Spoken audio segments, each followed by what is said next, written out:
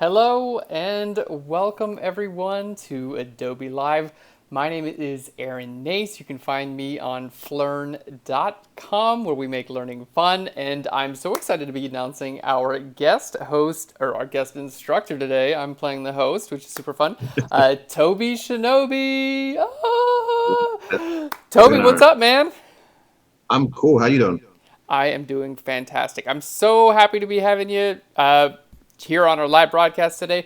This is part two. Yesterday we went over some really cool stuff in Lightroom. Can you kind of give everyone a little preview, kind of talk about what we're going to be learning today?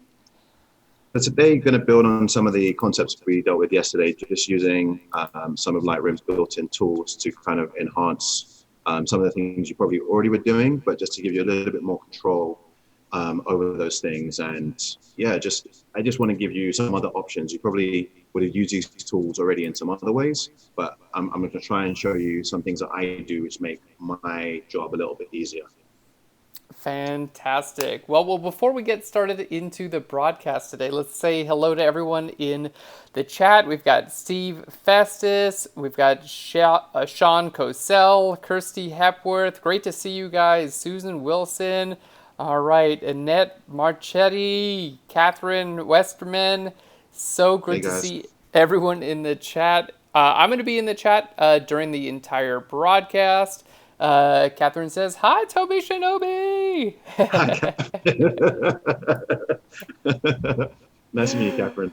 So I'm going to be here in the chat with you guys during our entire broadcast. But if you guys have any questions at all during the broadcast, just let me know, and I will pass them on to Tobi. We've got some comments that the audio delay is a little bit off. Try reloading your stream.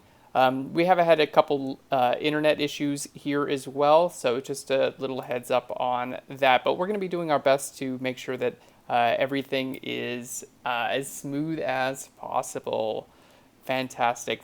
Alrighty, well, Tobi, before we go forward into our broadcast, let's talk about our schedule for today. So this morning we were getting started with graphic design with Paul Tranny, and then Paul is so awesome. He jumped right into the Photoshop Daily Creative Challenge. And then today, right now, we're doing photo retouching with me and Tobi.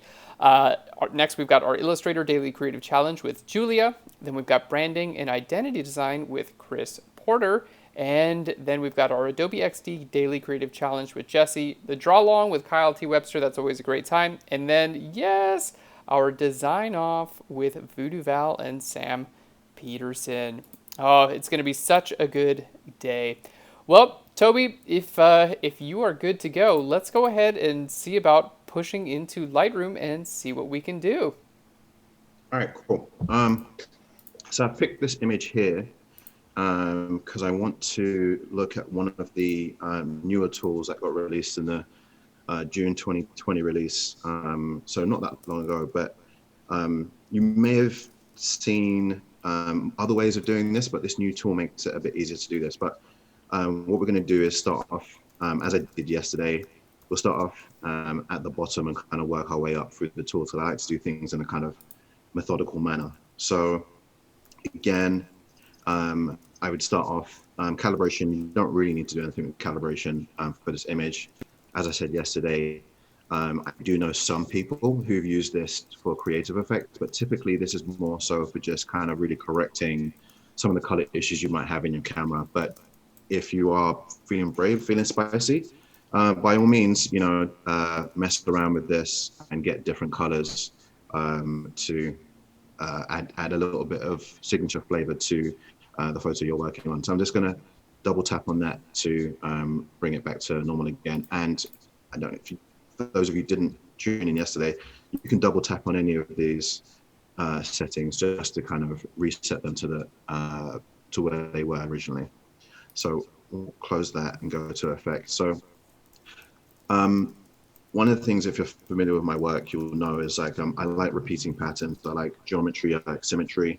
And so with an image like this, where there's a lot of leading lines, I might be tempted to use vignetting to just kind of give it a little bit of an extra pop to it. So let's see if this is going to enhance the image at all. So let's see.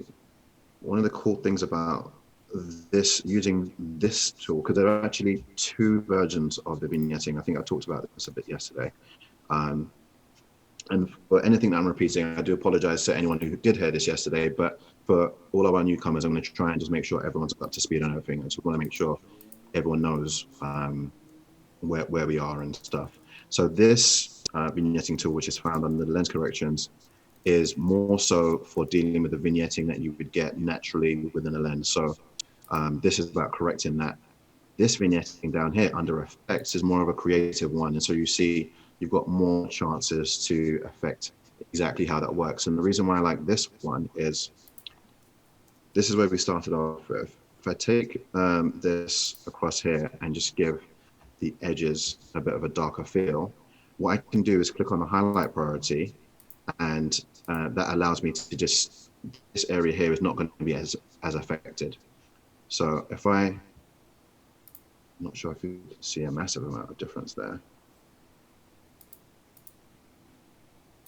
Yeah, I'm not sure you can see a massive amount of difference, but it definitely does. It definitely does help. Let's see. Let's make it stronger. Let's see if we can. Yeah, I can't see. Yeah, well, we'll work on that one. Anyway, I'm going to put a slight vignette on that just to give it a little bit of depth, just to allow us to focus a bit more on the center here. And then let's move on to the transform. Now, Aaron, yesterday you asked me about using auto. Some images, using the auto settings is great. Other images, it's not always going to work. So here, if we hit auto, you see the algorithms in the program are just kind of going to go with what they think makes sense. This image doesn't actually need much in the way of any perspective correction. So I'm going to leave that as it is. Yeah, I can't see. Yeah, I'm happy with that. I think I'm happy with that. Again, defringing. I've always done this. It's one of the things which I'm sorry about, but I've always done this. I remember doing a little bit of research before. It's with older lenses, you get color fringing where there's areas of high contrast, and it's just something I've added to every image since then. I don't think it's necessary in some of my newer lenses and some of my newer cameras, but it's just something I do just to, like a little stamp of approval that I add to every image. But it's probably a good point to mention. Don't always just do stuff just because you've heard other people do it. You know, it's always necessary to do a lot of research and find out, is this the best thing to do? And obviously I'm saying that while still doing this, but it's just a little quirk. And, you know, doing a measurement of 5 on each of these isn't going to make a massive amount of difference. Just talking about color fringing, it's where you have an area of high contrast. So you have an area where it's like really, really white next to an area that's really, really dark. You often get like a really purple or pink outline, and then you can shift this to cover the color. So if you ever notice that you have that in some of your images, this is where you would fix that. There is not a crazy amount of distortion in this image, but one thing we can do with this is I want to show you enable profile corrections, and it's something you should probably be trying to do. So yesterday we looked at the lens, which is the 12-24 G Master 2.8, which is just released the day before yesterday. That's a new lens, and so the profiles aren't available for that just yet. But this lens that I used was the Zeiss Batiste 25 2.0. So the profile has been available for this for quite some time. I want to show you the difference that clicking the profile corrections does. So every lens comes with a certain amount of distortion. It's just built in. It's just science. And the lens manufacturer will usually release the corrections, the mathematic formulas, which allow you to effectively change this, because they know where the vignetting is. They know which areas are going to be, you know, distorted. You know, might be bulging in the center. And you see, if I click back and forth, there's a bit of a difference. So as much as possible, try and do this before you do any corrections, because it will make a massive amount of difference to, or it can make a massive amount of difference to the images that you're, as you're editing them. So just make sure you do that beforehand. I already had this clicked before I started editing. And again, you want to remove chromatic aberrations. All right, so sharpening is what we move on to next. Again, just moving upwards. When it comes to noise reduction, I like to have clean images, but I don't like them to be clean to the point where they look surreal. And if you take your noise reduction too high, what end up happening is the image becomes very, very soft. It takes out a lot of the texture of the image, and you end up with a picture that just doesn't look too real. And you'll find it sometimes with some smartphone cameras, because they're going for an overall more pleasing look. The softening that's added and the sharpening that's added sometimes gives the image a very artificial look. So I would avoid that, and I typically won't go much higher than 20 on a mirrorless camera where there's high resolution, because it just takes too much of the edge of texture. So let's leave it on 20. Sharpening on this, you're going to sharpen to taste. Again, as discussed yesterday, if you go too heavy on sharpening, you're going to end up with haloing. Haloing is this unpleasant effect where there's areas of high contrast. Again, areas where there's something that's very, very dark next to something that's very, very bright, you're going to end up with a sharp white outline, which kind of detracts from the overall image, in my opinion. Again, it's all to taste. Everything I'm saying here is like suggested guidelines, but just in my opinion, if you're going too hard on sharpening, going too hard on the texture slider, the clarity slider, you're going to end up with haloing, which will lead to, I think it's one of the first marks of someone who hasn't been doing photography editing for too long. So I tend to avoid that by keeping my sharpening low, and also masking, which I'm going to show you now. So let's go up on the sharpening. And what I've done there to get this kind of gray effect is hit the Option key. Again, forgive me, I'm not sure what the key is on PCs, but on Macs, you're going to hit Option, and then you're going to drag the slider, and it changes everything to black and white to make it a little bit distracting, make it a little bit less distracting. So I leave that on 100. I'm going to take the radius down because that will also help to avoid haloing. And then detail, I'm going to take to around 40. And just to give you an idea of what haloing looks like, let's zoom in on this. Haloing looks something like this. Let's see. So Aaron, can you see the white marks in here? I can barely see it. Yeah, yeah, it's kind of hard to see, but yeah, that's just to give you an idea of what haloing looks like. Imagine that on a color image. It's not great. I would avoid it where you can. There might be some times where it might be hard to avoid that. You may find, I mean, smartphone cameras are becoming a lot better, but you may find that's going to be baked into some of the images, because a lot of computational software that is baked into smartphone cameras now will sharpen an image for you to make it look more pleasant, because it's doing a lot of the work for you. So again, do as much as you can to avoid haloing. And I'm going to take this down to leave that on 40.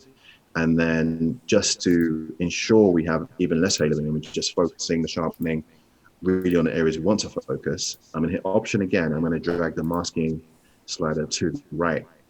And again, this is one of my favorite tools on Lightroom, just being able to kind of drag. As I drag to the right, it lessens.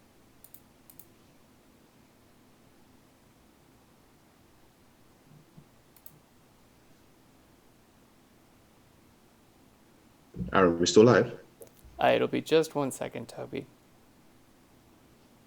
Thank you so much for letting us know.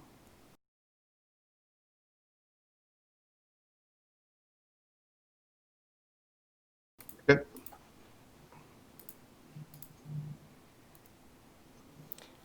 Okay, and we are back with the wonderful Tobi Shinobi. We've just done a couple little audio visual changes that should result in a much better audio quality on your end. So thank you so much, everyone, for your patience. And Tobi, we are good to go. Thank you so much, and I apologize about the delay.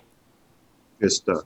All right, so we're back. I think I was saying with sharpening, let's leave that on 100. And for those of you who don't know me that well, I tend to leave any editing numbers, most of my editing numbers, on fives and zeros, with some exceptions, just because it helps me to remember where I was. So no 37s or 59s or anything like that. It's going to be a 60, a 65. And on the rare occasion, the number 13, just because that number has a special place in my heart. Anyway, so yeah, so this image is sharpened to my liking. Let's go up to the next tab. Split toning. I don't think I'm going to use split toning in this particular image. I used it yesterday and that image worked for it. In this particular image, I don't think it's going to add anything. I want to keep the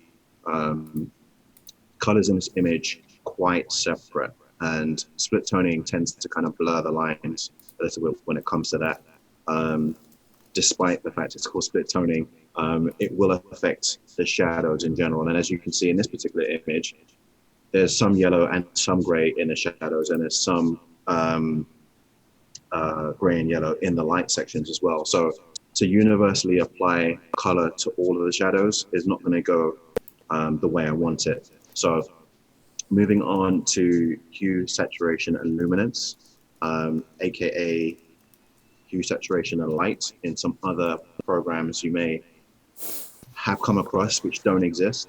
You're going to find a range of different tools here. So under hue, this is going to allow you to change the color of a certain one. So you see, as we go to the left, we're changing the orange to, we're changing the yellow tone to an orange, but it's not quite what I want. And this is going to get to the tool we're going to use a bit later on.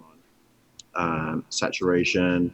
I do want to bring the saturation of the yellow up here. So let's go to 50 on that. And sometimes I haven't quite decided whether I want to make the color brighter or darker. It really depends. So I'm going to go left. It doesn't really pop the way I want it. If I make it a little bit brighter, that seems to be more in the region. Let's leave that on 50. And let's do before and after. You see, we're already starting to get to a good place with this image. I'm liking that. And then what we can do is take the targeted adjustment slider, click on this, and then let's look at the color that this is here. So just looking at this image, I've worked with this image before, so I know there's some blue there. And for some people, it might be quite easy to see that this is blue found in this gray. I could have just made a guess and done that. But by using the targeted adjustment slider, by hanging over here, you can see on the right in this area, if you look here, when I hang over this, you see that it's telling me that this is what's going to be affected if I start making adjustments on this. So going up and down, I can adjust the luminance of that. So let's see, let's make it a bit brighter. Yeah, let's make this a bit brighter. And then come over to here, which would seem to be the same color, right? And you can see that it's actually, I'm hanging around on this, but it's saying that the yellow slider is affected. So despite our human eye saying that this is all part of the same color, you see the stairs, it's all part of the same concrete. This is being recognized. Is it popping up now? Yeah, it's being recognized in the orange, yellow columns. So that's why it can be really interesting to just kind of play around with your image and see what the computer's seeing versus what you're seeing. Yeah, again, hanging around in this bottom corner down here, despite it being on the concrete, it's saying that yellow is going to be affected. And if I now make an adjustment, it's going to affect the yellow also in the railing, which I don't want it to do. So I'm going to hit Command Z to reset that to what it was, and then we're going to keep moving. Tone curve. Sorry, actually, let's go back a second. Let's go back to saturation on blue. Again, sometimes I haven't quite decided exactly how I want this to look. So I'm going to go to the left and reduce the blue in the image. I think that starts to look a bit too surreal. And can imagine some people would love this look, taking all of the blue out of the image. But I think it's starting to look a bit too surreal, a bit too stylized for what I'm going for. So let's go to 15. I still think that's taking a little bit of the life out of the image. So let's go to the other side. Let's see what difference that made. Off, on, off, on. By adding a little bit of blue, there's a color contrast that's going on here, which I kind of do like. The only problem with that is, as we established just a moment ago, there's blue in this part of the contract, in this part of the concrete, but not so much here. So this part of the image is being affected a lot more with the color contrast than this side. And that's, again, it's not consistent and it's not what I'm going for. So I think what I'm going to do is just bring it up a touch, and let's do 13. Just leave it on 13 for now. All right, let's go to the curves adjustment. So there is the parametric curve, which I used to use a lot. I don't tend to use it more. I don't tend to use it that much right now. You can see when you're down in this bottom corner, for those who are unfamiliar with the tone curve, when you're down in this bottom corner, this is going to affect the shadows portion. This is going to affect the darks. This is going to be the lights. So this area here is really the midtone, so the lights and darks or anything in between that. And up here is the highlights. And you can adjust each of those individually. So this slider is just affecting that, and you can see what it's doing to the image. So I kind of actually like what it's doing to that part of the image, because it's just focusing on here. There's not much light in this part of the image, and so I can affect that separately. So what I want to show you is, let's leave that on 65. So if I click on here, the parametric and point curve seem to work independently of it. So I can do 2 different adjustments to that, and it doesn't seem like it's going to affect that. So I'm going to add the tone curve preset that we created yesterday, the Adobe Live curve, and you can see that's given it a little bit more of a filmic look to it, in my opinion. It's added some contrast to it. It's a little bit too dark for me in this area, but we're going to fix that shortly. But you can see if I turn that off and on, just gives it a little bit more depth, some clarity going on here. I'm being really nitpicky here, but the highlights on this part where the light is hitting the banister or the railing, it's probably a little bit overblown for me, so I'm going to adjust that slightly. So let's see, by clicking at this top half of the tone curve, see if we can adjust that and bring it down a little bit. I don't know if you can see the difference that's making. It seems to be, let's bring it down a touch. The tone curve adjustment tool is very powerful. So, play around with it and, get to know it. And let's see if I bring this up.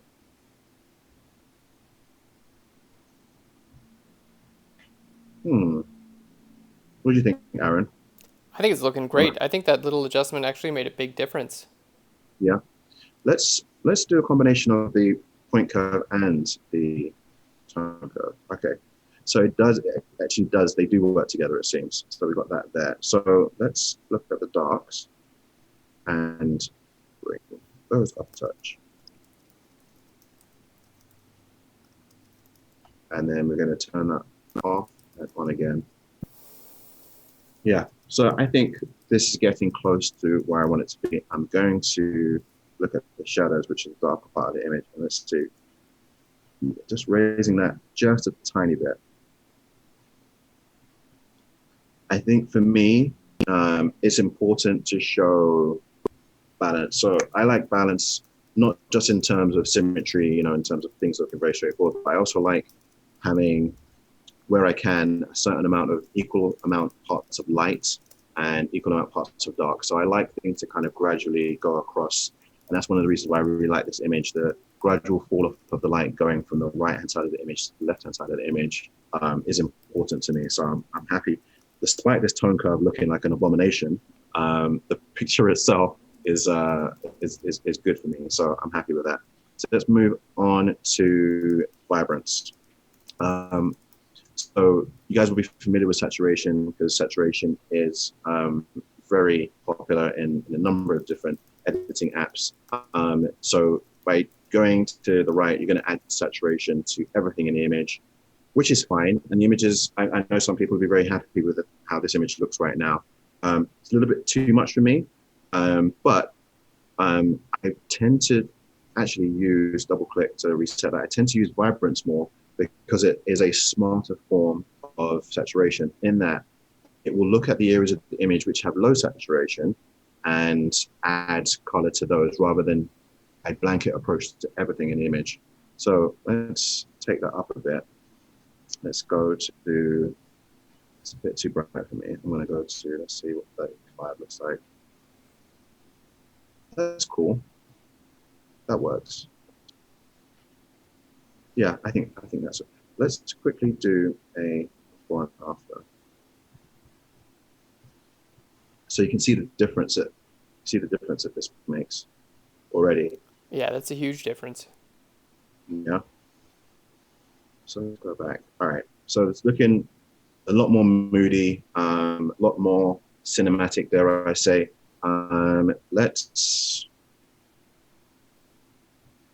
What I'm going to do, actually, I'm going to drop this down, because some of the other tools we're going to use are going to bring bring up a bit of a color pop. I'm going to leave this on, 13 for now, and I'm going to add a little bit of clarity. You can see the difference that clarity makes. I don't know if clarity is working for this image. I think it's making it a little bit too gritty, and I don't need it to be gritty. It's already a fairly gritty image. There's lots of texture in the concrete here. The harsh lines already make gritty. And again, I'm trying to get that balance. So I'm going to actually come a little bit down. Let's just do pop. Texture. You can see going to the left really softens the image up, which some people might like. If we do it in smaller increments, let's leave it on the 25 and see what that looks like. That's actually not too bad. Let's see what it looks like on the other side. It's a plus 50 on the texture. I think I preferred it with less. So let's go to 20. Again, sometimes with the editing process, sometimes I haven't decided exactly how I'm going to edit things, and so I might just give some consideration as to what I feel looks best. So let's see, 20 and then minus 20. No, I think it's got to have a little bit of texture. So let's go 13, and then I do like to mess around with dehaze. It sometimes, for me, seems to give a picture a little bit of depth. I'm not sure exactly how the algorithm works. It's typically used for removing fog, mist, or kind of hazy elements from a picture, but I found it to be quite helpful in just giving pictures a little bit of depth, and I'll show you what I mean by that. So just by going to 20, I'll go back and forth between the two. See, it just adds a little bit more to the image. The shadows are increased. I'm going to leave that on. I'm going to leave that on 13 as well. There's been a lot of 13 today. I'm good with that. Lucky number 13. Lucky number 13. And then again, we've done a lot of editing to this image already, and I haven't touched any of the tone right now. Again, This is my way of editing. I don't always edit like this. It's just I wanted to give you guys another way to think about editing and just have other options to your approach. I do like these tools a lot, and there will be times when I will focus on these first. I may even focus on these first and then go back to the bottom and then work my way up. Um, but there are ways to, it's all non-destructive. That's a great thing about Lightroom. Editing is non-destructive. You can go back, you can turn off certain settings to see if it's having a major effect. I'm gonna do some slight adjustments in tone just to get this close to where I want it to be. Shadowy area here, bit too dark. So let's bring that up. See the difference it's making. So let's do a 65 on that. Let's also bring the blacks up a little bit. 35. Highlights, I'm good with the highlight level, but I'm going to show you what that might look like. Coming down, you can see this area here is being affected the most by that. But I think I'm good with that, where that is. And then the white balance, I pretty much shot it exactly how I wanted it at the time. So again, I'm happy with it. It feels like there's a slight green tint to the image, so I might adjust the tint ever so slightly. No, that's not ever so slightly at all. So let's go 27. This, I found the tint tool to be very, very sensitive actually. So sometimes only moving it like, 1 or 2 points will get you a really drastic result. So let's go 29. Yeah, I think that's it. Yeah, 30. 30 seems to be it. Again, let's just do before and after. So let me full screen it for a second. Oops, 1 second. That's looking really good. Computer's being a little bit slow. Yeah, so you can see the difference it's made. We've added more depth and just character to the shadows. Whereas here it's kind of a little bit washed out. Here the color really pops out a lot more. They just richer tones. All right, so let's finish this off. So contrast, we've already added some contrast with the tone curve, but again, it's always worth playing around to see if you can add a little bit more. I don't like to add too much with my edits. I'm trying to capture the feeling of what I saw when I was there. I'm gonna go, yeah, I don't need much because we've already got, let's just add a little bit.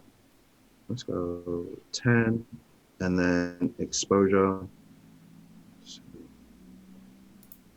We don't need much at all on the exposure because it's very close to where we want it to be.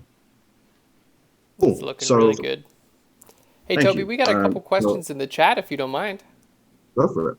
All right. So Crystal Beth is asking, do you edit your personal photos differently than you do your commercial work? I do to a certain extent. So for freelance opportunities, when a client has approached me, I feel they've often approached me because they like my style, they like my eye, and they want me to add my vision to the products that, or the product or the experience or whatever it is that they're asking me to shoot. If they wanted someone else to shoot it, they would have got that person to shoot it. Having said that, if you want to be in the business for a while, you have to kind of sometimes adapt your style to kind of match that. So it's a collaboration for me. They want to see your vision, that your take on what they are making. Sorry, practice breath. They want to see your vision on what you're making. So you kind of want to be aware of the market in terms of like, what do they have already existing in terms of their style, and how can you mesh the two to produce something that you're happy with and they're going to be happy with? Because if you want, like I say, longevity in this game, you are going to have to learn to work well, play nice with others. And sometimes that means just not changing, but adapting your style. So the stuff that I shoot commercially for clients, it does have some of my signature elements in it, but it's not going to be a full, hard Tobi Shinobi edit because that's not going to work. The stuff I shoot for my personal, where I have complete creative autonomy, it's not necessarily going to work for them. But you know, the balance is going to really depend on you. And I guess it's a great time to mention as well, when shooting with other people, I try not to take the feedback I get too personally. The client knows their brand very, very well. They know their target demographic. They've been working with um, uh, the agency that approaches you, or the company. They've been working with that brand or that product for so long. They know what's going to work well. So it's a good tip, I guess, for anyone working in commercial photography. Do not take the feedback too personally. At the same time, know where to creatively push back and develop tools to be able to talk to people in a way where you say, actually, well, no, I think this is the way to go with this. You've approached me, you asked my creative vision. This is what it's going to be. And again, it's all about balance. I think I've said balance maybe 9,000 times now, but it is all about balance. Finding that midpoint where everyone walks away happy, where you're producing work that you're proud of, and also giving the client stuff that they're proud of. That's going to be the point that's going to get you repeat customers, repeat clients, and allow you to do work that you're proud of.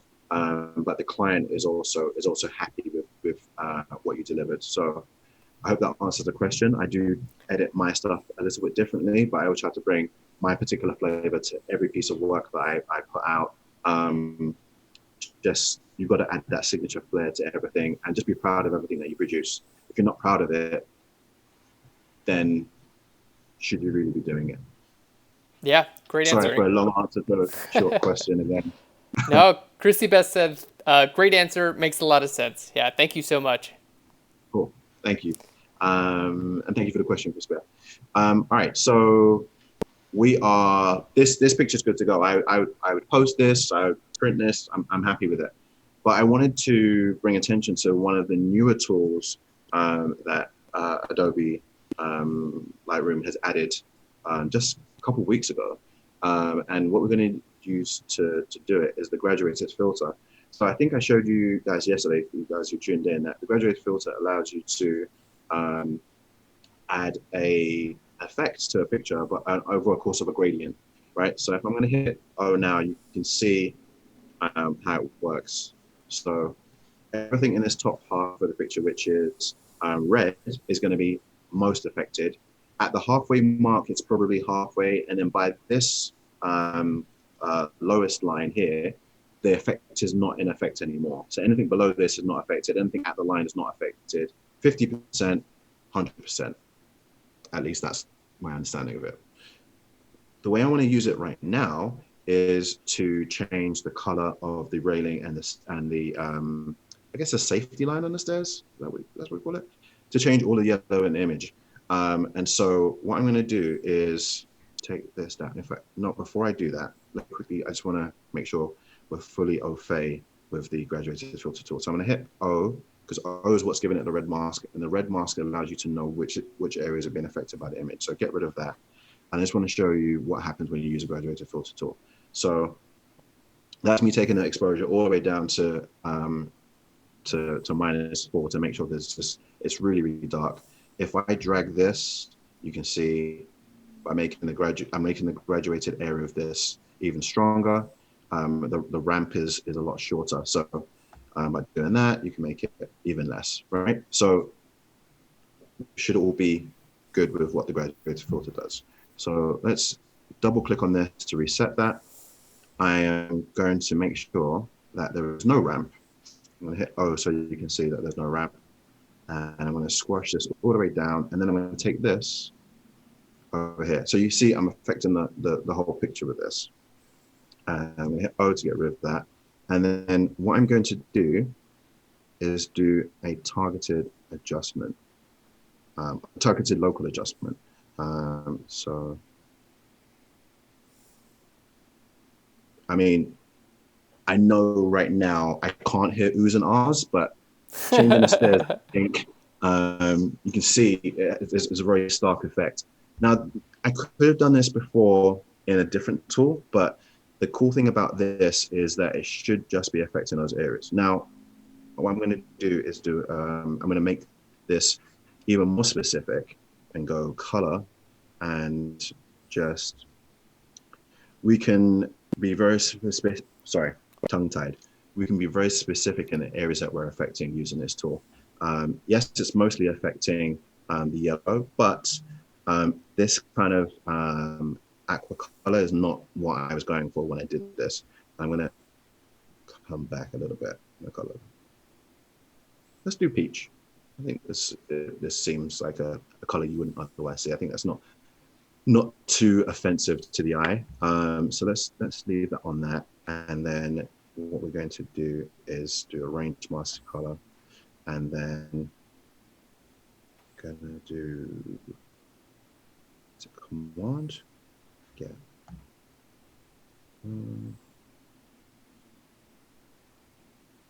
Oops. So I'm just using this to make sure my selection is a bit more specific. And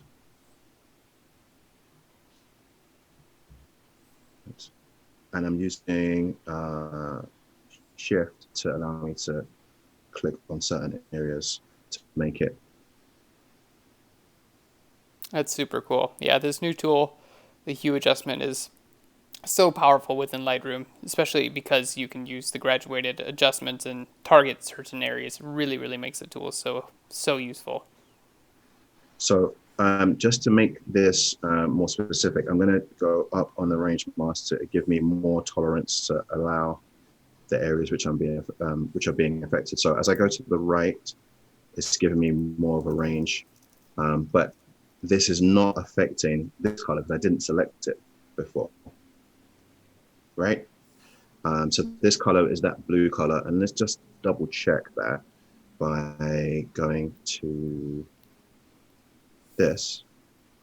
And yeah, as you can see, I'm hanging around on this color now. And what we did before, you remember I was saying to you that this part of the concrete was blue. And so now this is still recognizing it as blue, and it's not being affected as much. Cool.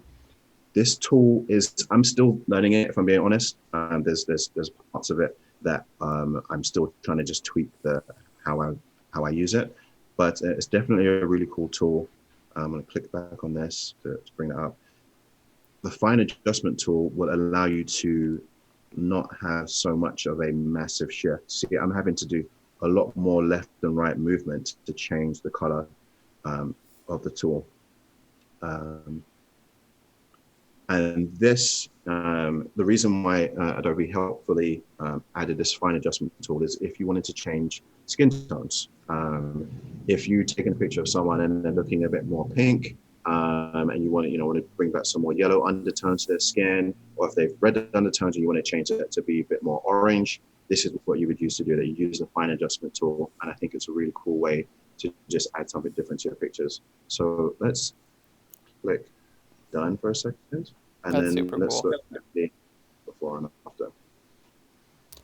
So, Toby, we got some questions here from the chat, if you don't mind. Yep.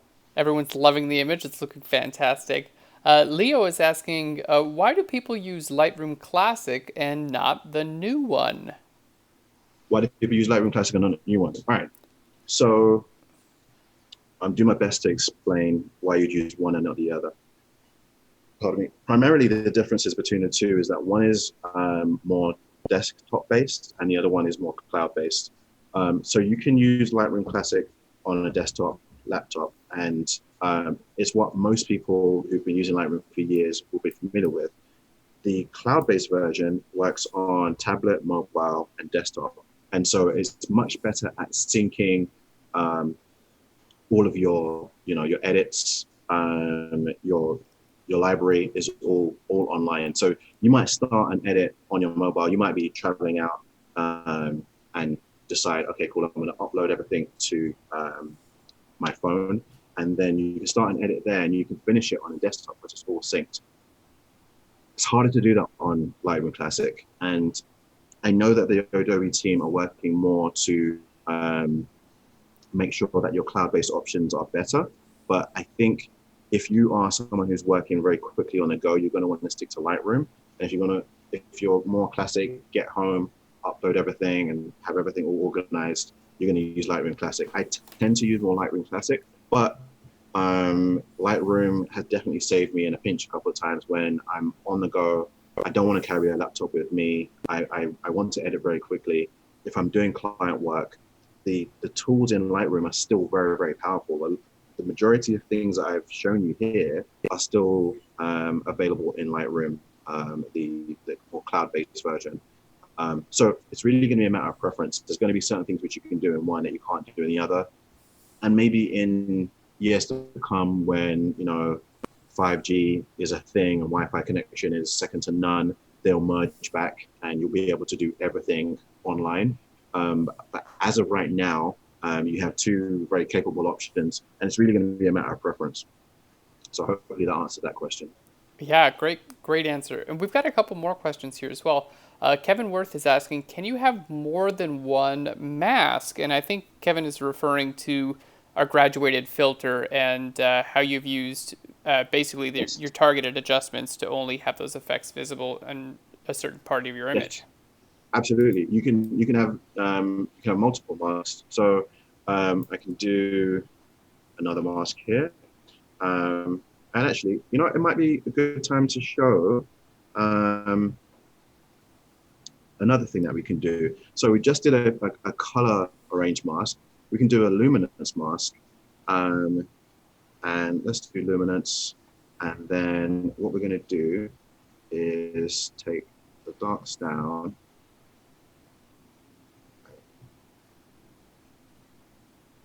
And then show luminance mask. So you can see everything is being affected by the image right now. But I only want to take the darkness down in the dark areas to add contrast. So it's going to effectively a dodge and burn effect that we're doing now. So I'm taking that down, and then as I move to the left, you can see the mask, the areas in red, only affect the darker areas, right? So let's come right down to 15. And then if I wanted to be really particular in terms of where everything's being affected, I can change the smoothness of this. So the less smoothness, the less spill you're going to have from one area to the other. If I go up to the other side, you can see it's more graduated. You can see more of the, I'm doing hand gestures like you can see my hands. You see more of this side is still being affected, a slight red here because the smoothness is at 100. Let's take this down to, let's say 25. You see, these are the areas right now that are going to be affected by that. So I'm turn off that, and you can see I am just now affecting the shadows. Now, some people will say, oh, but can't you do that just by going to the normal shadow slider? And you can do, but the cool thing about the way I've done it here with the luminance mask is if I grab this and I'm going to rotate this way, and I'm going to move this bad boy over here, and I'm going to gradually pull that out over here. I guess you guys can see what's already going to happen, right? So what I'm going to do is adjust this to kind of match the angle of light. The angle of light is coming over here. And here. Oh, you can see the slight pink tint. It's hard to see because we've got like a peachy color for the railings, but I'll remove that and show you the luminance mask. And you see how we can affect the shadows just coming across here. And it's just going to be the shadows in that area which are now affected. So I'm going to turn the luminance mask off, and I'm going to show you, I can have that graduated filter just affects that area. So we now have two masks in effect, right? Can we top that? Let's see if we can top that. Let's add another mask. So I am going to hit done, and then I'm going to click another mask, drag that down, and then I'm going to rotate this. And again, I'm going to try and match the area of light. I'm going to hit O. Again, you can see this is the area that's being affected. I'm going to double click shadows to reset that. And again, I want it to be gradual. So I'm going to come across here like this, and I'm going to increase the exposure. Let's do +1 for now, just to show the effect. Let's hit O to get rid of the mask. And that's way too much right now. And it's affecting the whole, it's affecting everything in this area. But Right. we're going to use the range mask to limit the effect. So show luminance mask. Um, I should probably explain as well. When you use a show luminance mask here, it makes everything else in the image black and white. So it makes it kind of easier to see when using the range mask of luminance. It makes it a lot easier. It's different from when I turn that off and I hit O. See, it's harder to see there. And you can change the color of that mask, but I just find that when you hit the luminance mask, you're going to have an easier time of seeing what you're doing because it's gone gray like that. So what we're going to do now is take the range. We're just going to affect the highlights as I go higher up the range to the right. See, it's just affecting this area here. And I want to take the smoothness of this down to really limit and have less spill. See the areas which are starting to affect. Let's go to 15. And what we're going to do with this is turn off the luminance mask. It's still too bright because I've gone up way too high on the exposure. Let's come down. Don't need much, I guess. But let's not use exposure. Let's use reset. Let's use highlights. We don't need to come up too high on that. So 20. So it's just a little bit of an extra pop of color, and I want to show you. Done. 1 second. Put that on. So no luminance, no mask at all. This is what the masks do. No masks. This is what the masks do. And then I'm going to show you a before and after again.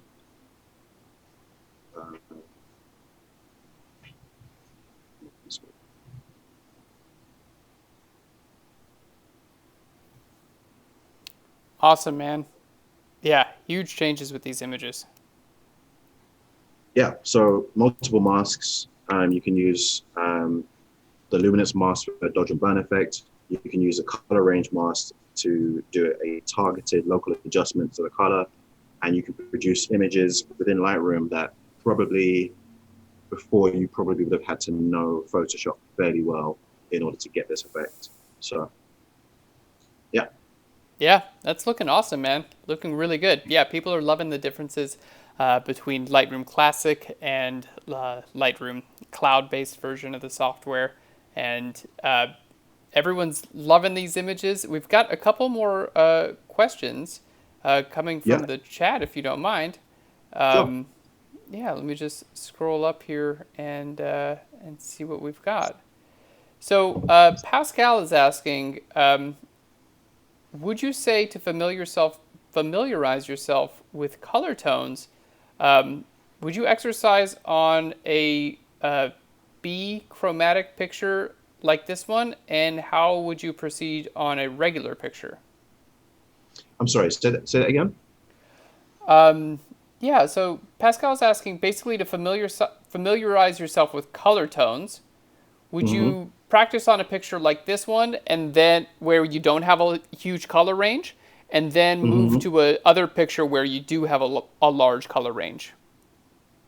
Yes, I mean, multiple ways of doing it. For me, I try to be very thoughtful in color. And so this, especially with this new tool and just trying to work out exactly how it works, it's taking a little bit of time for me to kind of work out exactly what it does. So I would start off with a more, I say monochromatic. It's not monochromatic, but a picture which has less tones in it, to just trying to really work out the tones. If I was doing this myself and I had more time, I would work on some of the parts here to really work on the tones, because I know that I can do better by adding a second mask to this to really perfect the image. But for the purposes of the tutorial, this works. So where this is kind of orange, I guess with the eyedropper tool that you use when using the color tones, you get five opportunities to place an eyedropper tool. So what we could technically do, let's see if I do another one. Let's do range mask, we do color, do this again, and then click on this, and just really find the areas which don't quite match what you're going for. And then, let's see, take off fine adjustment.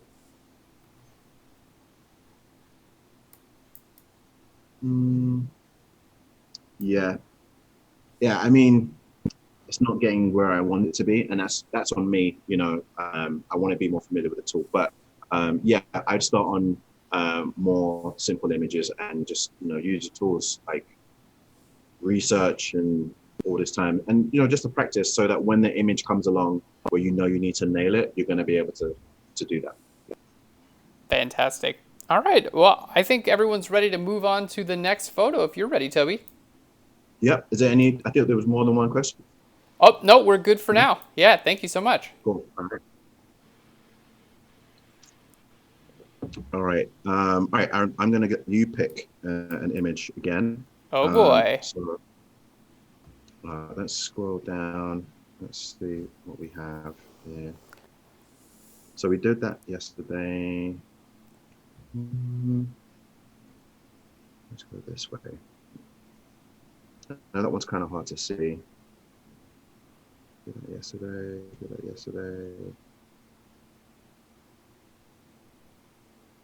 I would like to see what you would do with that image of the flamingo, 2 to the right. Yep. All right, cool. Cool. Let's do that one. So let's. Yeah, that's super cool. So for anyone unfamiliar, this is a sculpture in downtown Chicago. It's called the Flamingo. Toby, do you know the name of the artist who made this? Calder's Flamingo. Okay, Calder, yeah. Yeah, it's really cool. Calers. Yeah. Okay. And it's absolutely huge. It's, I don't know, probably 40 feet tall, something like that. Yeah, and can you tell us a little bit about the lens and the camera choice that you used to shot this with?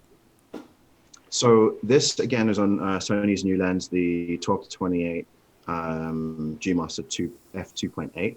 I was testing out the lens and I wanted to see, just how wide, what kind of effect I could get by getting really close up to this. People typically shoot this a lot further back to kind of get the full thing in the image. But I wanted to kind of see what would happen in terms of not just the distortion and width, but also the depth of field. So let's crack on with this image, and I'm going to take a slightly different approach to this image because it just started out so dark. One of the great things about the Sony cameras is they do have a crazy amount of dynamic range, and I can take this up quite high. So that's like 2 stops above, and yeah, that's that image edited. I'm done. I guess I'll see you guys tomorrow. But we're not going to do that. So I'm gonna leave that on +1 for now. And let's start with tone this time, and see what we get. So let's take the highlights down, and you see we're starting to retain some of the sky up here. So that detail was caught. So 50. Let's bring the shadows up a touch.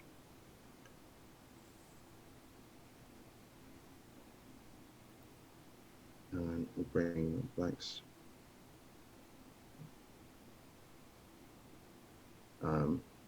So that's a nice, decent base exposure. I wouldn't send this out like this. I know some people would probably stop the edit here and be like, I'm cool with that, but I think we can do more.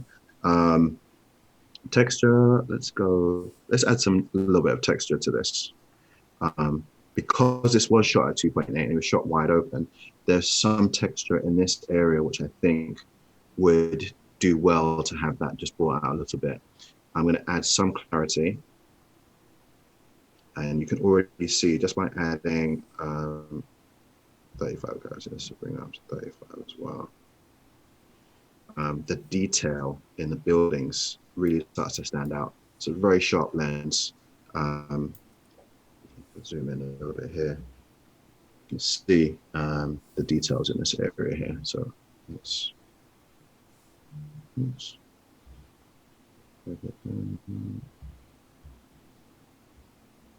all right, cool. So vibrance, I'm going to take this up a touch. Again, saturation would take all of the elements in the image and use a blanket approach to bring saturation up everywhere. Vibrance is a smarter form of that, where it will look at the areas which don't have saturation and bring those up. Sometimes I use these in combination with one another. So I will take the overall saturation down, so -10, and bring the vibrance up. Play around with these two tools and, you know, really dial in your own flavor. Pardon me. And then what we're going to do now is go. Now we've done that. Let's look a little bit of contrast. No, I'm going to reset that. We'll adjust contrast via the tone curve. I'm going to go to the end and start with the areas that I would usually do. So we don't need to do any post-crop vignetting. In terms of transform, what I am tempted to do is adjust this somewhat. So let's see, put the grid line here. I think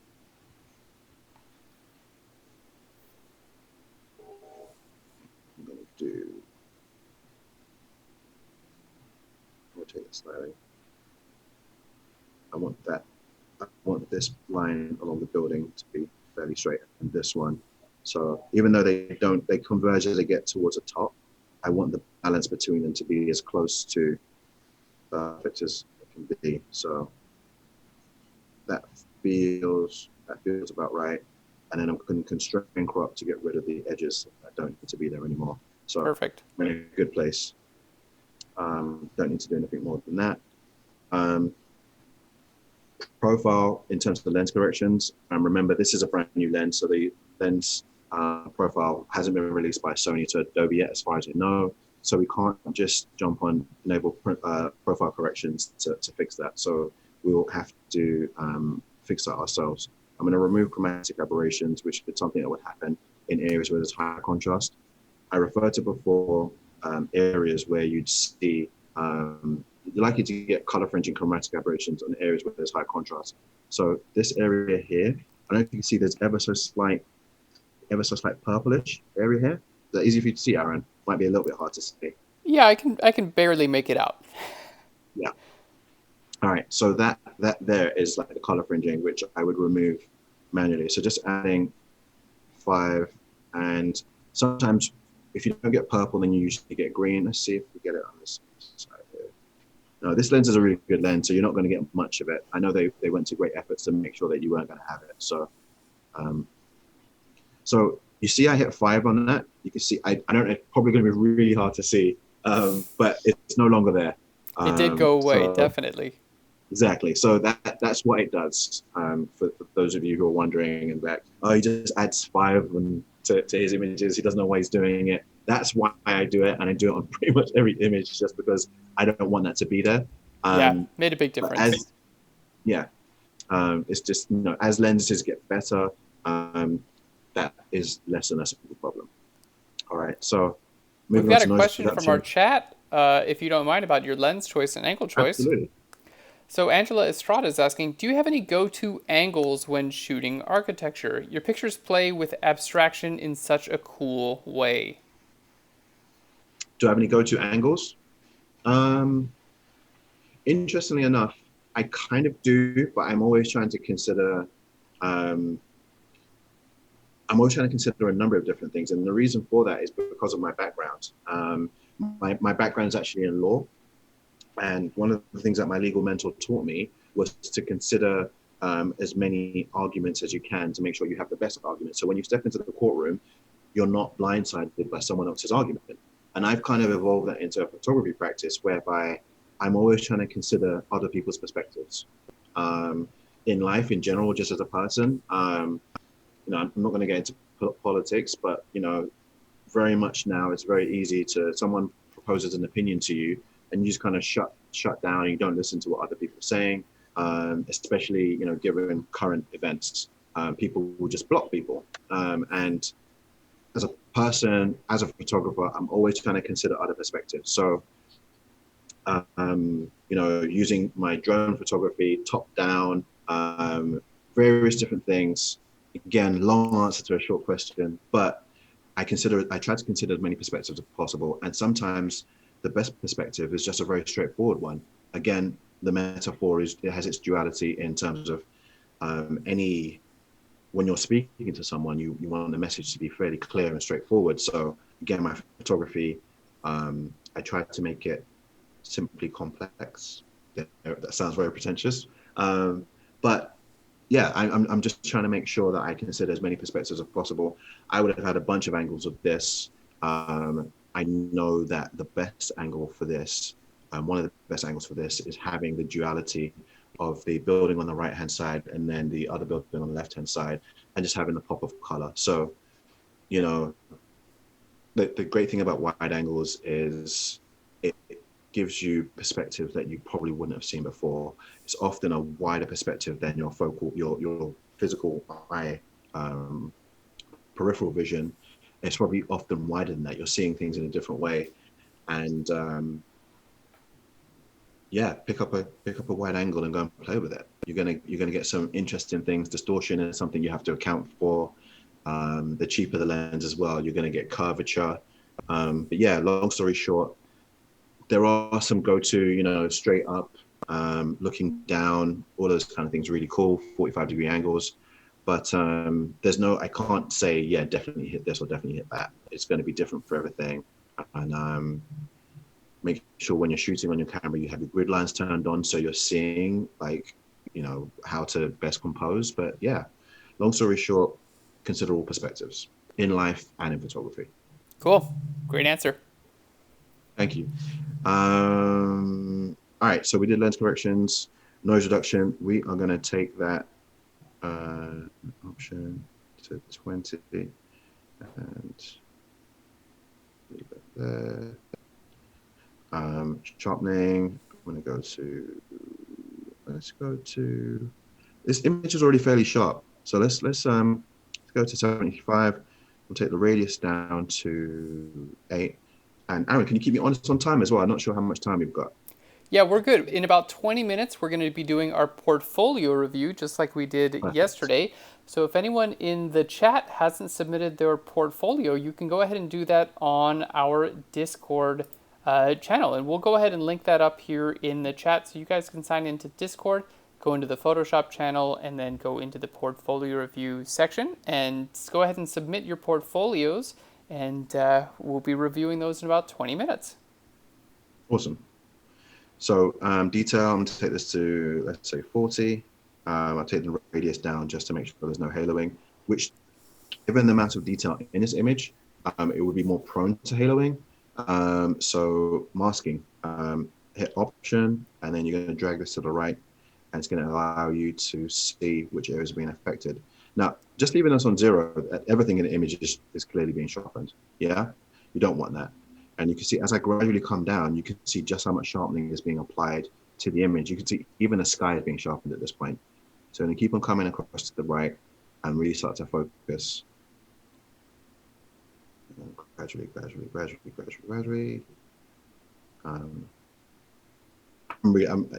a big fan of this tool, as you guys know. And I think that should do it. All right. So that's sharpening done. No split toning for this image. It's not what I'm going for. What I do want to do in this image, obviously, the red is a big feature of this image, and I want to make sure that that pops. So we could do it this way. Hang on this. You can see red is definitely being highlighted here. So you can see just by going up and down, there's a little bit of orange in this image, which I didn't realize looking at. In fact, looking at it again, you can see there is probably slight orange tones. So just click and drag going down, you see the saturation. If we go go down, it's going to affect it that way, but we want to make it pop. So let's go to 50. Yeah, so it's interesting to me, again, looking at this image, some people might say, oh, that's just red, but the computer sees something different. And depending on how your screen is calibrated or a number of different things, it's worth using this targeted adjustment slider to adjust it, because you never know what else is going to be affected. Now, one of the interesting things about the way images are put together in pixels is we've increased the saturation on the orange now because we've used the targeted adjustment slider. We haven't checked to see if there's any other parts of the image that are being affected by this. Now, over the left-hand part of the image, there is definitely what seems to be orange here. You can see as I'm hanging here, that's being affected. Now, if that was unintended, then something you've got to consider. So you might want to do some masking. The tool I used before to change the hue of all the yellow, that could be used in conjunction with the brush filter. So I could just paint on this this area here and just affect that. I'm not too fussed actually about the orange in there. I'm happy with that. I actually like the detail coming out in this part of the building. I think it's pretty cool, and I don't think the orange detracts from it. And again, when editing, sometimes when I make a change, if I have an unintended consequence, the decision has to be made. Does that unintended consequence detract from what I'm trying to do? If it doesn't, it stays, because there's a lot of pictures to edit. So that's fine for me. I'm good with that. So we'll keep it moving. Now, looking at the image as a whole, is there any other elements in terms of the hue, saturation, and luminance that I want to change? So just focusing on the red, let's mess around with the luminance or the lightness factor to see if that's going to make a difference. So that makes it a deeper, richer color. This makes it stand a bit much from the background. Let's leave it on 50, and let's see. Let's add a little bit more saturation to that. Just make it pop a little bit more.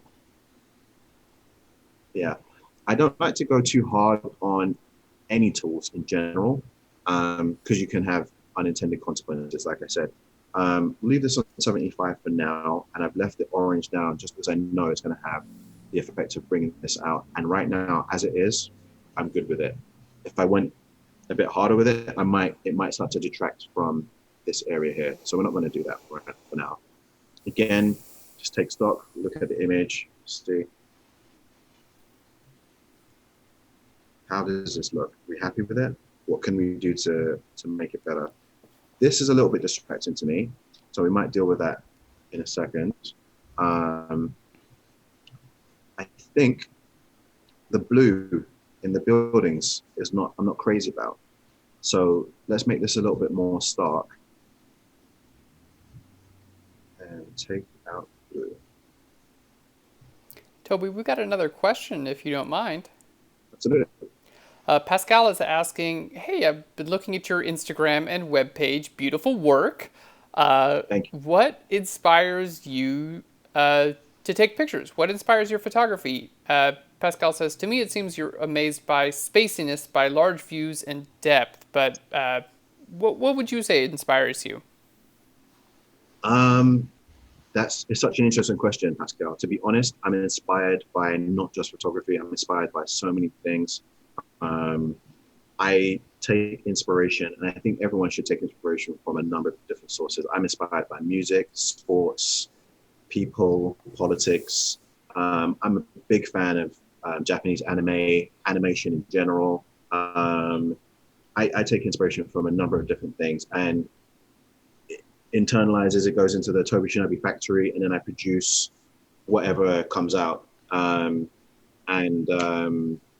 I like the style of photography I've chosen because I used to shoot a lot with people, and I got to a point when I found they were keeping me waiting, and I remember one time I was shooting a model and she kept me waiting for about an hour, and I'm just like, I'm not doing this. And then when he turned up, they needed hair and makeup, and it was just like, So being someone who I knew I wanted to do this, I knew I wanted to go very far in photography. I knew in order to be better and improve my game, I needed to shoot as much as possible. I knew that I needed to find a subject matter which was going to be enjoyable for me, but also there was an abundance of. Someone who lived in London and now lives in Chicago, there's an abundance of architecture, and so that was the start of it. I was also inspired very much by my mom, who was a civil engineer, and I used to see her technical drawings on the drawing board. I've always been obsessed with balance and fairness and symmetry and all that kind of stuff. So in terms of what inspires me, everything and anything. And architecture is just there. I'm kind of fascinated with how people interact with their surroundings. Um, I'm also interested in nature as well. I'm just not surrounded by it as well as much. I'm very much a city boy, and there was just an abundance of architecture that was available to me. So I just made that my bread and butter, turning lemons into lemonade, I guess. If I was more surrounded by a landscape and nature, I probably would have focused more on that. But I encourage people to make use of what they have at their disposal. Brilliant. Love it. Yes, so the blue. So I've taken the blue out, and it makes it stand out a bit more. It brings your attention more to the red, because in terms of contrast, I know a lot of people often think of it in the standard way, which is making the brights brighter and the darks darker. But you can also use color contrast. So using the red here against a less saturated background is going to give you more of a sense. And if anything, as much as I like the red being where it is, let's see what happens if we take it even higher. Take it to 100 there. Let's also go to hue and take the orange tones and make them more red. Okay, that's a bit too much. Let's see. Yeah, I think that's cool. So let's do done, and let's look at the before and after. Oops.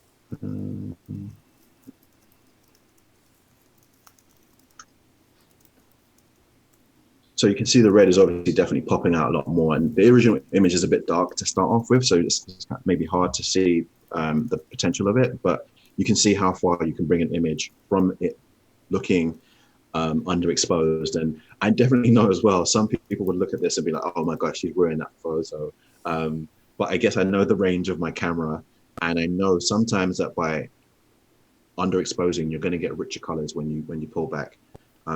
Something that a lot of people don't know about their cameras is, I think it's set this way because the average camera manufacturer knows that the average consumer will think that a picture is bad if it's underexposed. And so what they do is they meter it so that cameras will typically take pictures brighter than they need to be. But when it does that, you're losing richer colors. So I tend to typically underexpose my images by about 2/3 of a stop, maybe sometimes even a stop, just to get richer colors. So I knew when taking this picture that I was going to be able to pull back and get everything that you see here.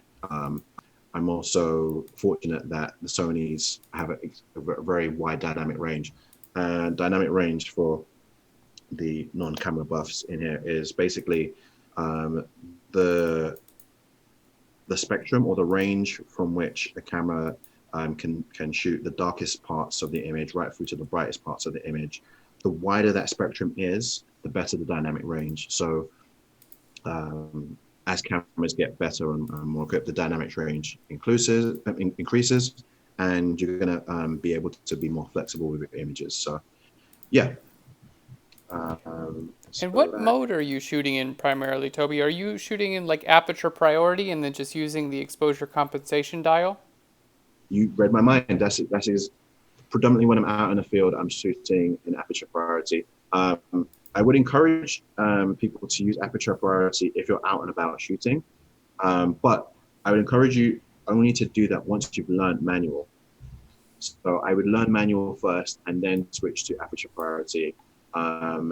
allow the camera to do some of the work for you, because some of the stuff you're seeing with your eyes, and what looks good in your eye, the camera's measuring it slightly differently.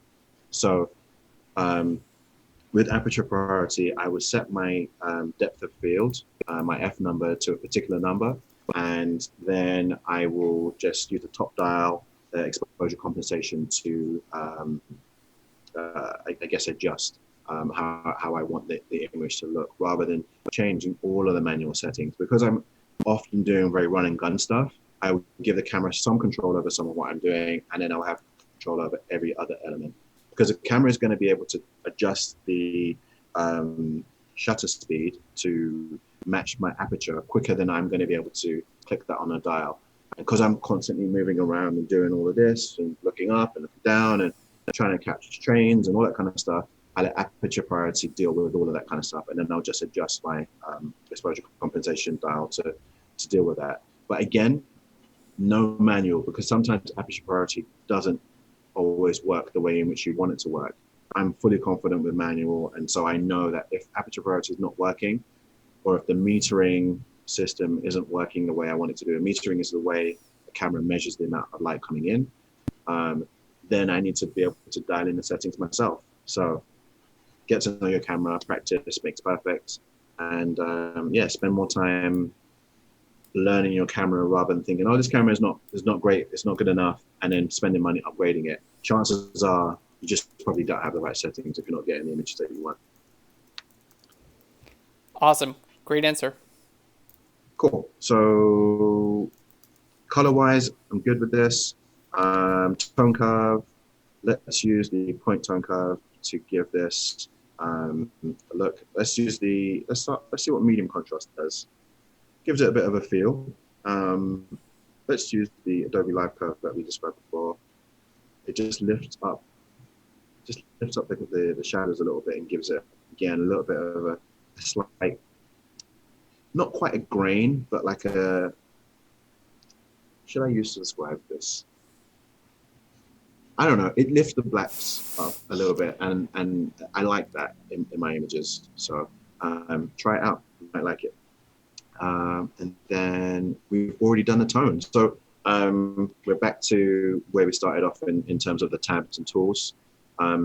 This is, I'm quite happy with this. Let's see if there's any other things we can do. Adding clarity. No, I think that's a bit too much. I'm gonna come back down to 35. Yeah, I think I'm good with that. Yeah. Fantastic. I would put that out. Could we see a before and after, if you don't mind, Toby? And we've got Absolutely. just a few minutes until our portfolio reviews, so I went ahead and sent over a couple portfolios. Thank you, everyone, for submitting your portfolios for review. I believe a couple of our portfolio reviewers today are going to be in our chat, so it's a really good chance for your portfolios to be reviewed by other creatives from around the world, and we're going to be taking a look at 3 different portfolios today. Toby's going to be giving his thoughts. Let's check out these before and afters. Yeah, Toby, those look awesome. Yeah. Thank you. Yeah. So yeah, that's what you can do with an image that even looks starting out. It might look like it's underexposed, but you can see that the highlights. This image was exposed for the highlights, and you can bring back the shadows. To my knowledge, it's always going to be easier to bring back shadow detail than it is highlights. If you blow out your highlights and you get that kind of weird blinking black on your screen, the detail is gone. You're not going to be able to recover that detail. Whereas this shadow detail here, you can see it's all retained. So get to know your camera and learn its capabilities. Learn just how far you can push it. And if you're finding that your dynamic range isn't strong enough, might be a good opportunity to bring in bracketing. You could use it with a tripod. And there are times when I've used bracketing handheld and then brought it into Adobe. And if I've held it fairly steady, you can use Adobe to match the images with the auto align feature. So that's just another little hack that I wouldn't always advise. But if you've got good photography technique, you're holding your camera fairly steady. You breathe out when you shoot, and then you press the shutter. You don't move too much. You can get some really high dynamic range images, and yeah, you can get some good stuff. So let's Fantastic. come out of this. Yeah, if you want to go ahead and pull those up. Yeah, and I got to say, in my work, I've actually been doing a lot of exposure bracketing recently. I just find that because Lightroom's tools make it so easy to combine different exposures for HDR, literally you can just shift click on a few images, right click, and then go to photo merge it down to HDR. Basically, it just kind of does all the work for you, and I find that the images it produces are absolutely fantastic. So, yeah, on a personal note, it's something that I've been using a lot lately. Even in cases where I would think, hey, maybe this isn't necessary to do in HDR, I've been shooting HDR, bracketed HDR shots, just kind of like as a little bit of a backup. I've actually been Okay. exposing, and Toby, I don't know about you, but I'm shooting these days with a Sony A7R4, and you can bracket 9 different photos with that camera Yes, automatically. yes, and kill your hard drive in the process. Yep, Uh, I've been doing exactly that. I just ordered a new hard drive that I've got about to install it so here. you So you say the A7R Mark IV? yes, Okay, so 61 megapixels something and like 9 that. I don't know. images. Yeah, that's a lot of dynamic range right there. So yeah, that's great. Um, Yeah, I've been doing it I, pretty what, much exclusively. all right, so I'm like, why not? all right, so let's bring this and Aaron, are your images when you shoot on your A7R4, are you shooting uncompressed raw or raw? Uncompressed. Okay, so those file sizes are like 122 megabytes each, and you're doing 9. Yeah, so That's crazy. Okay. I have one of those new memory cards that is the read write speed is really fast on those. Yeah, Um, yeah, you kind of push your memory card and your buffer speed to the limit when you're shooting that much of a bracket. absolutely. All right, so I'm going to share screen. I think our first Yeah, portfolio let's go review for is it. from a talented gentleman called Keith Dustin. All right, you seeing what I'm saying? I'm seeing what you're seeing. Yes, fantastic. So this is Keith Dustin. Stellar works, just straight off the bat. Yeah, really like the stuff. Um, Look like we've I'm a got some big wide angles here, just like you love. yes, and I think one of my favorite things to do as well, especially as someone who's focused on architecture for so long, I love bringing inclement weather into my images because I think one of the things about the style of photography I do is you have the opportunity for it to be copied very easily and so on and so forth. But when you add weather into it, there's a mood that you capture that no one else can really. It's hard to recreate that, and so I think Keith has done a really good job here of capturing this mood and this atmosphere. Great use of color and tone as well to kind of just add a real sense of ambiance to it. I really like the stuff. Um, it's cool as well. I think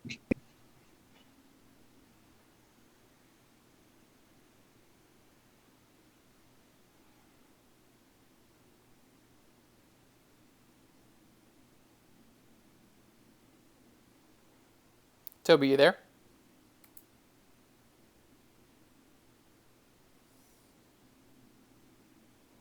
Alrighty, looks like we might just have a short. Sorry, you delay. cut out for just a second there, Toby. Can everyone hear me now? Yep, Can you hear me? perfect. Um, Time of day is really important to photography for me.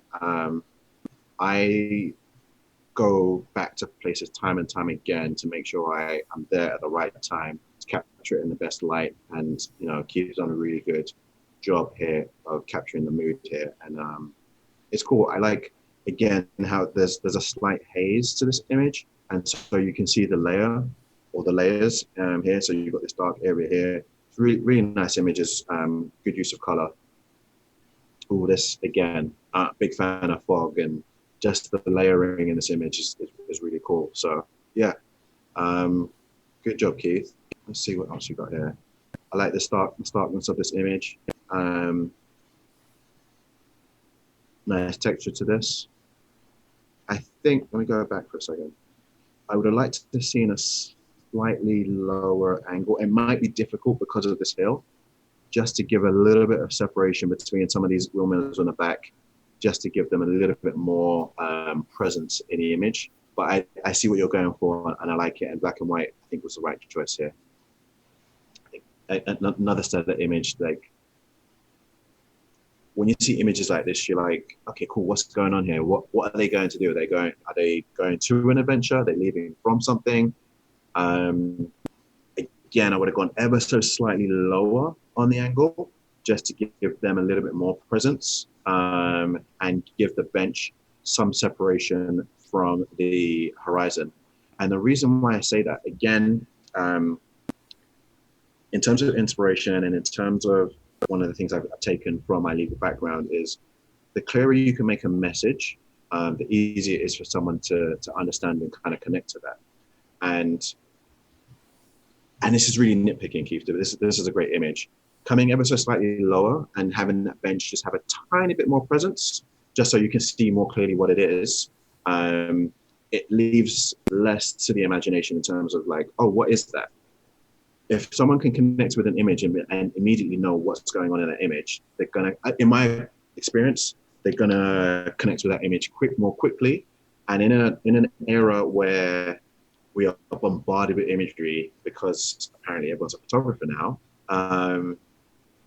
you want to, if you get someone to scroll and see your image and stop on that for 2 seconds, and you've won. This image does that. I think just that little bit more, just coming down with a slight horizon is cool. Up here, I'm loving the light leak kind of coming through the trees. It's a really cool image. I like this. I like this a lot. How are we doing for time, Aaron? Oh, we're doing great. Let's go ahead and take a look at our next portfolio, if you don't mind. All right, cool. Close.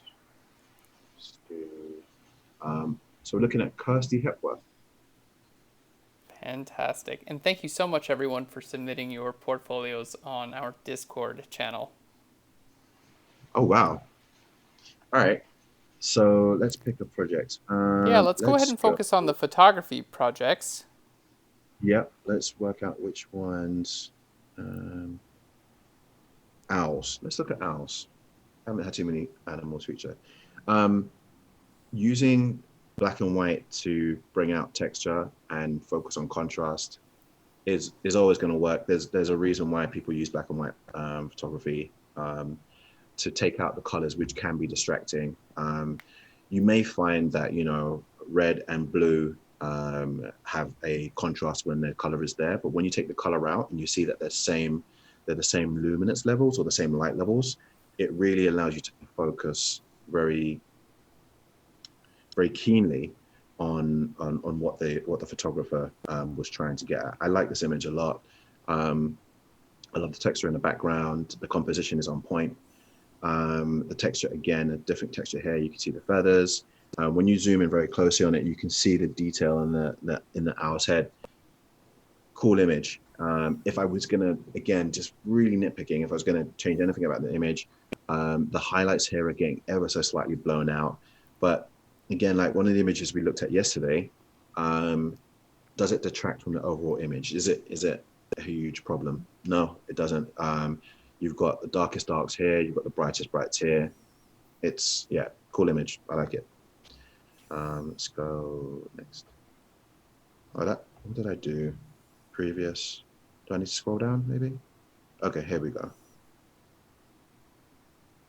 Okay, cool. So this image, it looks like it may have been, I'm not sure what's going on here. But it's a cool image, lots of texture in it. Composition is good. I probably improved this somewhat by, again, straightening the horizon a touch. yeah, lots of texture. I do like the reflection. Um, I think the best thing I would do to improve upon this, I'm not sure if this is shot through a windscreen or if it's a light coming through. Um, just something to be mindful of in the future when shooting images. You have shot in challenging lighting conditions, so that might have been part of the reason why this happened. But yeah, just capturing the scene. Let me go back because I'm not sure if there's much more in that particular folder. Let's see. Let me click that. All right, let's. Which one should we pick on? All right, here we go. Here's some pictures. All right. Again, this is a perfect time to use black and white on an image. Just allows you to kind of really focus on textures. You heard me use the term textures a lot of times, and yeah, it's important for me. Texture in an image is going to give it a sense of tactility. I don't know if I just invented a word there. It's just when you can almost feel it, when you can see the detail in something. That's what I like to see. Again, that's something that's come from my legal background, just attention to detail. So yeah, great image, really moody, and yeah, keep doing stuff like this. You know, really tight images. Yes, a lot of my photography is known for being wide angle, but I do like the detail you can get from macro shots and tight shots like this as well. So good job. Fantastic. All right, let's go ahead and take a look at our third portfolio, if you don't mind, Toby. All right, Kat Westerman. Yes, perfect. And Kat is joining us here in the chat as well, so she'll I'm hear smiling ya. because Kat is an awesome. She's an awesome photographer. I know Kat. Oh, well, hey, there we go. Kat is one of the nicest people you could ever hope to meet in general, and she's an awesome photographer. She's a fine art photographer and a good friend of mine. She is stellar. So I'm gonna have nothing but good things to say about her work. But let's explore it. Let's explore it. Let's do it. Yeah, I miss you, Kat. I haven't seen you in so long. I mean, like do I need to say anything? This is amazing. Like, I'm guessing this was shot fairly wide angle, but not like a 12. I would guess if she's in the chat, she can maybe confirm. But this attention to detail, and it goes back to what I was saying yesterday. Um, Great photography can be done through planning. So if you have if you have an amazing camera, you have amazing set design and all that kind of stuff, right? The planning is going to just elevate everything else that you do. So this is really cool. I love this. Okay, let's scroll down.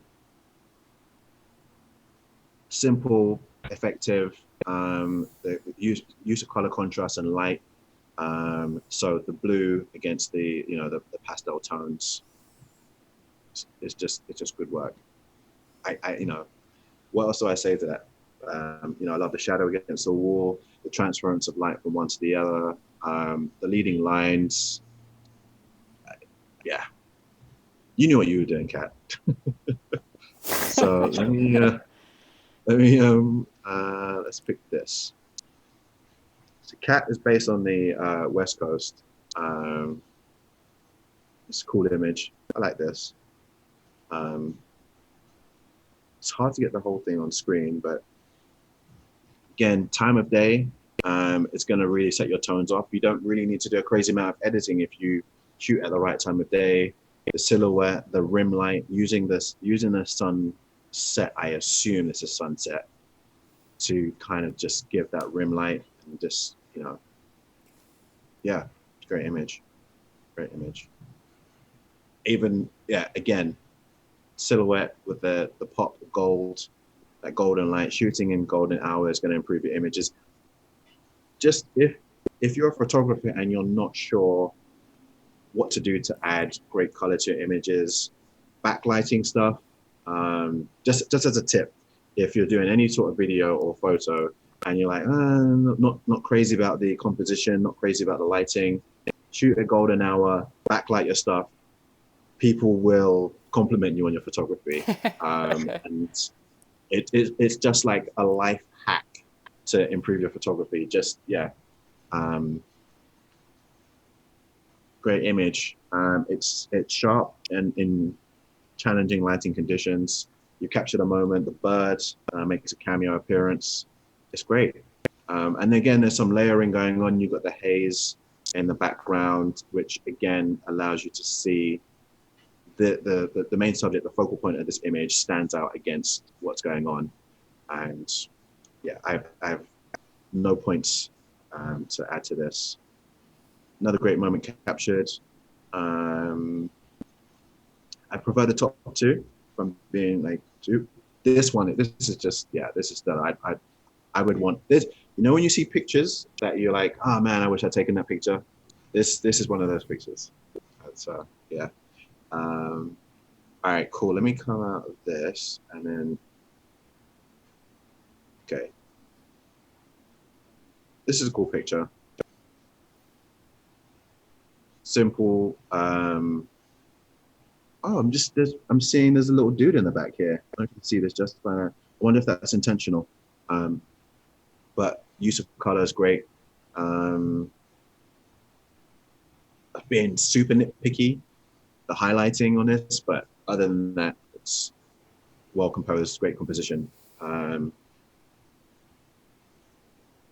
This is cool. Just in the moment, capturing a woman dancing. I think I saw something in here that I really wanted to get to. This. The planning of an image, I cannot stress enough, the planning of an image is going to make your images stand out. You could take very basic images and just the what's the costume design, I guess. The costume design here is really what's making this. The posing of the images of the models, the fact they've both got their eyes closed. There's something trying to be conveyed here. There's a message that's trying to be conveyed here, and this is what takes you from just being a regular folk to a fine artist. When you take time to craft your images and plan things out. As I said, I've seen stuff shot on an iPhone, which correctly planned will win awards. So, take this as inspiration. The blonde hair here is a design choice. It's not just by chance. You didn't just pick random people and be like, doing this. This is all by design. The neutral tones, all by design, and that's what makes for a great image. Yeah, I have nothing to say. I can learn from this woman. Fantastic. I think that's a pretty great compliment. Beautiful, beautiful work. Yeah, cool. Fantastic. Yeah, planning. Yeah, yeah. Plan out your shots. I think that's the great lesson from today's broadcast. Yeah. How we doing for time? We're doing very well. We've got about 7 minutes left. If you want to just jump back into Lightroom and see about making any quick edits or even just going over kind of like what we've done so far today, that would be fantastic. And thank you so much for joining us today, everyone. Let's do Lightroom. Maybe it might help if there's any questions. If there's any questions about anything I've done, I don't think there's any crazy things I would do to edit this. There's one thing I can do actually. Let me let's do another luminance mask because I'm a big fan of those, as you know. So let's bring this down, and then what I'm going to do is let's do that there, and I'm going to reset the effect, and I'm going to take down. I'm going to do a luminance mask again. So range mask, luminance. And I just want to affect the sky. I want to see if I can bring back some of the detail in the sky. So show luminance mask. Everything is affected right now. And I want to take the range up to just the sky. So let's see. Let's leave it on 80 for now. And let's take the smoothness down. Let's see. This is why I like these masks, because you can really just affect a really specific area. And just looking at this middle part here, there's some, which is fine because, the sky would be reflected in the building, so that's fine. let's see if we go even less, it makes it very specific. All right, cool. So that's quite specific. And let's see if I need to adjust the range anymore. No, the range was fine. So it seems that 90 and above is the sky mask. Actually, you can see in the top right hand corner, some of the sky is being lost. So let's bring that down to make sure we've got all the sky. 85 seems about right. Cool. All right. So we'll turn off show luminance mask, and then we are going to take the exposure down. And you see it's just affecting that area there. It's so cool. So yeah, again, just using these tools and just learning them, you'll find various ways to affect the image in ways that you may not have known were possible before. That's fantastic. Can we see the before and after with this one more time, Toby? Yes, we can. Fantastic.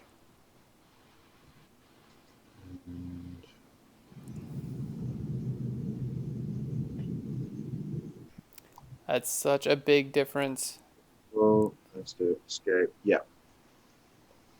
It really goes to show that, through just a little bit of simple editing here in Lightroom, you can completely transform a photo and bring back information that you may have thought was completely lost. Absolutely. Absolutely.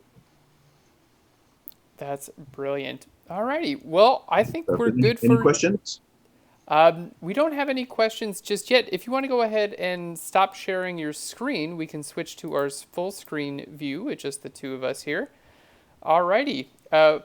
Fantastic. And we've got just a couple more minutes before we head out. Is there any, final messages that you want to give to everyone out there who's maybe just starting in photography? Or maybe if you want to just kind of sum up everything we've learned today.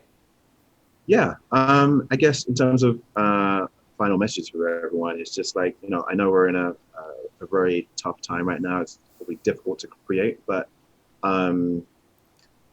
there are resources online. I've taken time myself to kind of get out as early as I can in the morning. I actually wake up at sunrise on a number of days to kind of stay socially distant, stay safe, but still create.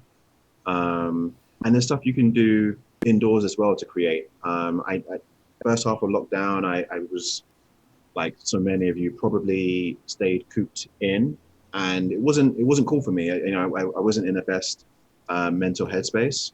And then I got back to creating, like I say, creating in a safe, responsible way, and it made all the difference. So I would encourage you as much as you can to, connect with people, collaborate, stuff like this, Adobe Live, where you get to speak to, where you get to learn with people, learn from people. There's so many online resources. Just keep creating, stay safe, wash your hands, be nice to people, be kind. Check out Aaron, check out Flern, check me out, Tobi Shinobi, on Instagram, YouTube, Twitter, website. Like, it's all, I'm here. I respond to all DMs. Just be kind to people. Fantastic. And if you can sum up this last question, we've got about 2 minutes left. Natalia R. asks, what was the most challenging project you've ever had so far? In 2 minutes. Challenging project I've ever had was the most rewarding project I've ever had. And it was basically me. I work at an advertising agency called Havas, and Havas basically were given the task of raising money for a charity in Chicago, on the west side of Chicago, called the Off the Street Club. And the challenge was to basically come up with a creative way to raise money. I'm speaking really fast, but I'm going to try and do 2 minutes. We came up with a creative idea, which was to teach the kids how to tell their side of the story. So I partnered with a poet, Malcolm London, and he taught them how to tell their side of the story through spoken word, and I taught them photography. And so we did a program to raise money for them, and they're a great cause. Off the Street Club is a great cause, so check them out. And we taught the kids photography. and it just helped them tell their side of the story. We raised a lot of money for them. But the thing that was most rewarding about it was just giving someone the gift of photography. I knew how much photography has changed my life. It's been so instrumental in me moving from the UK to the US. It's changed my life completely. And I wanted to give these kids the opportunity to tell their story. I wanted to give the kids the gift of photography. So if knowing how much it changed my life, I figured that giving them this gift at an earlier stage, they would be able to, change their life. So that was the most challenging project, photography related, teaching people how to use cameras and stuff and tell their side of the story. That's Is that two brilliant. minutes? You nailed it. Toby, thank you so much. And thank you for everyone for watching Thank you, today. Adobe. Thank you, Aaron. I We've appreciate got you. a great schedule for the rest of the day. We've got our Illustrator Daily Creative Challenge coming up with Julia, Branding and Identity Design with Chris Porter, our Adobe XD Daily Creative Challenge with Jesse, our Draw Along with Kyle T. Webster, and our Design Off with Voodoo Val and Sam Peterson. Be sure to tune in. Thank you so much, everyone, for watching from both me and Toby. Well, brilliant. Let's do a little wave to the camera. Goodbye, Tobe, if you don't mind. Goodbye, Aaron. Alrighty. Thank you so much and have a wonderful day. Bye bye, Take everyone. care. Thank you.